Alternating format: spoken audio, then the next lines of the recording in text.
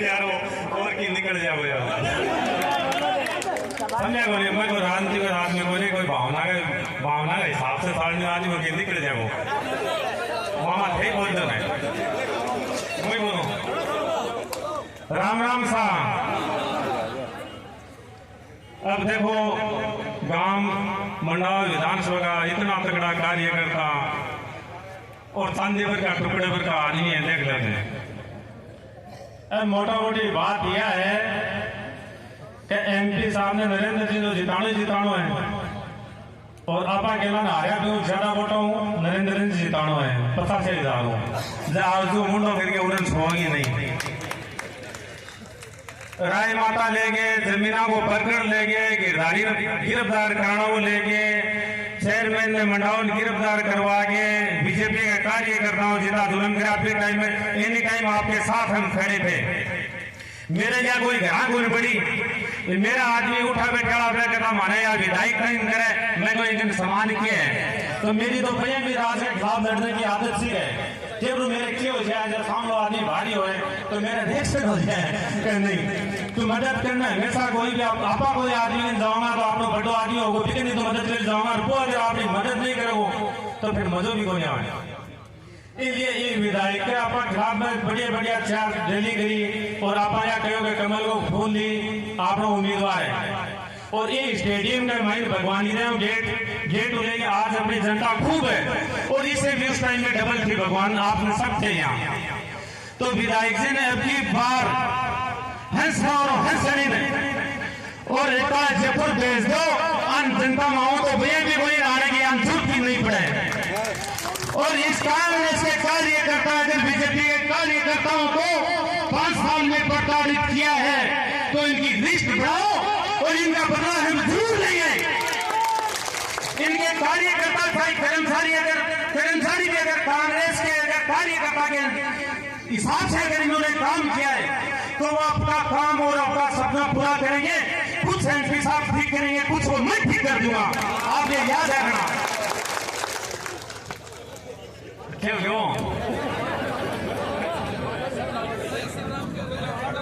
अब एक बताओ थे जो आदमी गंजमैन तो एमपी साहब के भी हैं काल परसों देख लो वो थे दोनों टिको काट रहे थे यारो गंजमैन हमारे एमपी साहब को कभी नहीं काटते हैं और भी नेताओं के गंजमैन है घनश्याम जी भी के गंजमैन है और प्रतिपक्ष नेता के भी प्रदेश अध्यक्ष के भी हैं कोई टिको काट लिया है और ये गंजमैन तो ये तो घर के इनके मेंबर हैं समझ गया क्या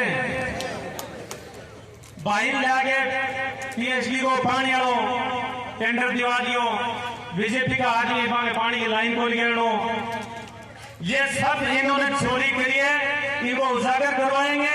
बीजेपी के कार्यकर्ताओं घर के आगे पानी जरूर पूछेगा पूछे तो ये आज ही डलवाएगा फिर कार्यकर्ता कांग्रेस रखना जी कहते केक ना हमारे 4 साल ध्यान रखियो थारा पर पकड़ लो माफ कर दियो तो रड़क में हूं तो छेप जाऊंगा कोई दिक्कत है कोई जाट बोर्डिंग के माइंड और थाने से पता है कि चंदो जाट बोर्डिंग बढ़ेरी है जिसमें हर कास्ट को हर आदमी को जिसको कोई एक बाठा को भी योगदान हो या फिर कहीं में 10 रुपया को भी योगदान हो तो सगा जाट बोर्डिंग में मतलब आपने बूढ़िया बुजुर्ग सगा को योगदान रह गए।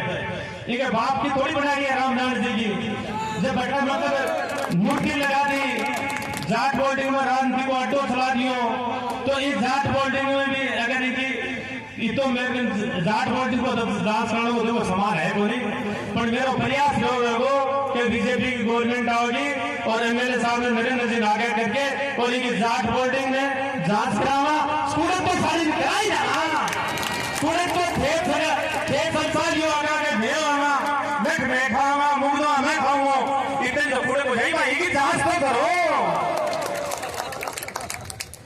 विधायक जी कहती है राय माता ने बोले राजनीति को अड्डो बना दियो अरे तो बावड़ी राय माता में ढोक तो भी मार गया था गुण घटे हैं पर दिन खाल जो चाहिए बुरा काम कर दो आदमी कोई काटे झाग बोल सके ये जांच का के बुरो का मंदिर में कोई जाता कोई नटे के या मस्जिद में अगर आपने हिंदू कोई जानो चाहो तो मस्जिद नटे के तो ना है हमारे पीर बाबा को गांव का सारे मंदिर है, तो हमारे तो सिर्फ दो माने भाई 2-3 गांव का आगे। तो यह पूरी बकवास करे, झूठी है एकदम, फर्जी झूठी। और या कहते हुए MP साहब के लिए उल्टा पुल्टा जरा कहते हुए या तो खुद ही PhD जानकार हो, बोले ठेकेदार जी 500 रुपये वाली बीयर मंगाओ यार, अरे मेरे को ले जाया यह हकीकत बात है। तो खुद ही दारू पियो या कोई पियोगे तो इको आर एक फाइनल है।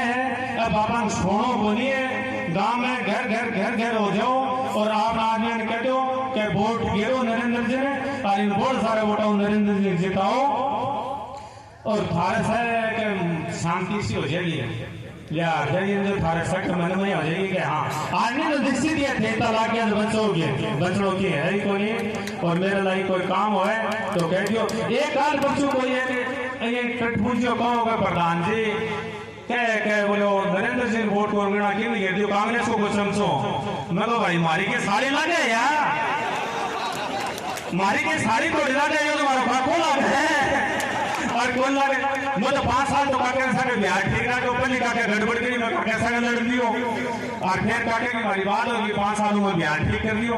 हमारे काका बेटा हूँ तालमेल ठीक है, थारो भी ठीक है, मारू जुटे तो आदमी कोई कहीं मन में यह फील नहीं होनी चाहिए कि अपना वोट गिरा को नहीं गिरा। 1000% नरेंद्र जी को वोट गिरने कोई सोचा विचारी कोई मन में नहीं फील रहा नहीं है। मतलब जितना आपने जितना तन मनो धन लगेगा कोई थारे को नहीं रुपया खर्च करके और नरेंद्र जी का मेरी वोट थाने गिराना ही कोई की भी कहे कोई यहाँ पर कम पंथ है को नहीं, मतलब ये दोगलो आदमी को नहीं। विधायक जी अगर मेरी बात सुने तो सुन ले कि जयपुर में भी तेने रहने को जागा, जयपुर में भी तेने रहने को जागा क्योंकि रहेगी आप ही को यहाँ पाके को रहने देगा आप ही को रहेगी आए घूमेगी कोई मतलब है को नहीं बताने और किन हो जाएगा को नहीं हो। तो ज्यादा से ज्यादा डरने की जरूरत को नहीं है और बोलने बोला ही मेरी तो ज्यादा सी बोलने की आज इच्छा भी को नहीं, पर मेरे मन की मैं भी बढ़ा सार दी ठेसा वालों को यार ठेकेदार तो काट ले रहा मेरी जगह खाने मैं थोड़ा सा उधर प्रधान जी लाग गया, मैं थोड़ा तारा नगर की लाग जाऊँ जो काम तो वही कराओ बना आता पड़ता तो 8 जाए मैंने कोई कहते वो कोई टेलीफोन करना है कोई दिन आना है तो मैं रात में पूरी रात हंडनी आदमी हूँ और तन मन धन से हम सब नरेंद्र जी के साथ हैं। और जब भी बीजेपी का कार्य कर रहे हैं नरेंद्र जी का रुपया कम लगाई हो उसको रुपया चुनाव बेचारे का लाख ही रुपया को ठहरा बहन में हो रहा यार नरेंद्र जी को बहुत रुपया होगा चुनाव लड़ने की बात में हालत खराब है मेरी हो रही है तो थोड़ा सहयोग भी करियो, लूटने की अपन कोशिश करनी को नहीं है, कोई गलती हो तो माफ करियो। जय हिंद जय भारत। बहुत आभार। और देखिए इसी कड़ी में मैं युवा अनुज श्रीमान नरेश जी बुढ़ानिया से भी निवेदन करूंगी आप भी अपना संक्षिप्त में उद्बोधन रखें और उसके बाद आमीन जी भी तैयार रहे।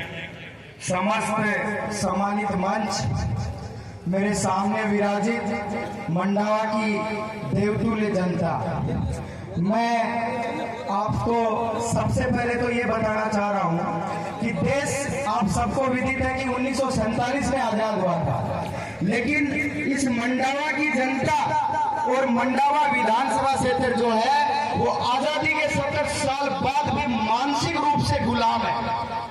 इस एक परिवार ने पहले 7 बार पिताजी ने, फिर 2 बार बेटी ने, 9 बार लगातार विधायक बनकर इस क्षेत्र की जनता को अपना मानसिक गुलाम बना दिया। इस जनता के दिल में एक डर बिठा दिया कि हमारा साथ छोड़कर अगर हमारे खिलाफ हो जाओगे तो हम आपको जैसलमेर भेज देंगे। कर्मचारी जो है वो एक बार मैं सभी भारतीय जनता पार्टी के कर्म कार्यकर्ताओं से निवेदन करूंगा कि कुछ पलों के लिए अपने आप को अपनी सीट पे जमाए रखें, कार्यक्रम के बीच में उठकर ना जाएं। नरेश जी एक जलापान के ब्रेक के लिए जा रहे हैं लेकिन सुन रहे हैं आप सभी को, आप ये था तो वापस यही पर मिला देंगे।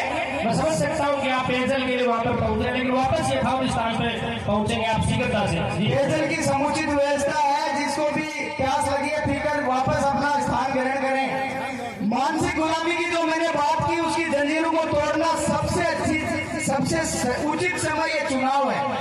आज आप पूरी मंडावा विधानसभा क्षेत्र की जनता एक मत एक राय होकर के जो ये आजादी के बाद से कब्जा किए बैठे हैं सत्ता पे, इनके खिलाफ वोट डालो, भारतीय जनता पार्टी को वोट डालो और नरेंद्र जी खींचड़ को अच्छे और जोरदार बहुमत से जीताकर विधानसभा में भेजो। और ये जो युवा विरोधी गुलाम बनाए रखने की सोच वाली, अंग्रेजी सोच वाली इस गोरी सरकार को, इस सुशील सरकार को हमेशा हमेशा के लिए इस मंडावा से उखाड़ फेंकने का काम करो।